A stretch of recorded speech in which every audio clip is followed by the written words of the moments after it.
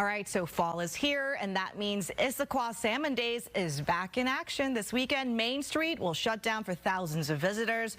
People come to eat and shop, of course, but mostly they come to witness the spawning spectacle at the Issaquah Creek.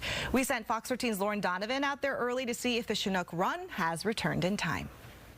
The chinook have come back home to Issaquah Creek, and that means the crowds, the school kids have too. Issaquah Salmon Days is this weekend. So let's use this season of celebration as an avenue to check in on local salmon populations. How are the king, the coho, and the pink really doing here in the Pacific Northwest?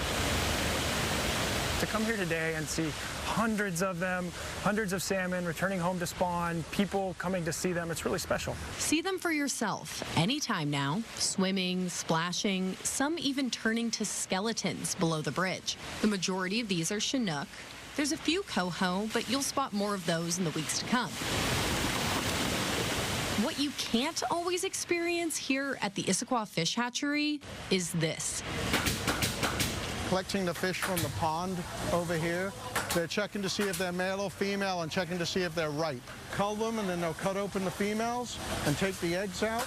Mark Clemens, executive director of the Friends of the Issaquah Salmon Hatchery, explained to me that every time you hear that pop, a salmon has been culled. It's the reality of hatchery spawning, on display for all to see and hear. If they were just going to be spawning in the creek by themselves, and they do that, their chances of survival are about less than 1%.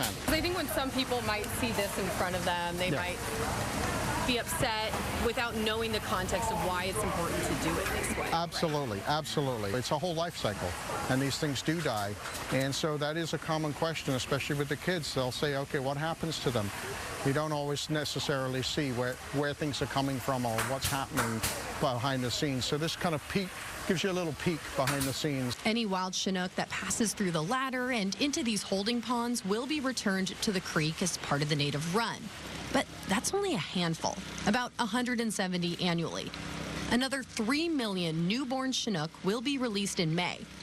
But to get numbers like that, you've got to bypass Mother Nature. We distribute the eggs out into 3 different containers. Us humans have to step in. Yep, right in there. Mixing the male milk and female roe, we helped fertilize some ourselves. Unfortunately, due to habitat loss over the last century, we've lost many of our wild chinook runs. And so hatcheries were created to help supplement the loss of wild chinook. That is just the king. They really are a critical piece of the ecosystem. We've brought in Chase Gunnell from Fish and Wildlife to fill us in on what's happening regionally, such as with the pinks or humpbacks that come back every odd year by the tens of thousands to Puget Sound. This year, the forecast was for a little over 7 million pink salmon, so a very strong return. We're talking about one of the highest returns on record. A normal year is about 3 to 5 million. As for the silvers, Coho would be another bright spot here in Puget Sound. Places like the Snohomish River, we've seen a strong recovery of coho the past few years, even allowing for greater fisheries on those fish thanks to stronger runs coming back. Why so well and why now? Chase thinks ocean conditions have played a role in this success story.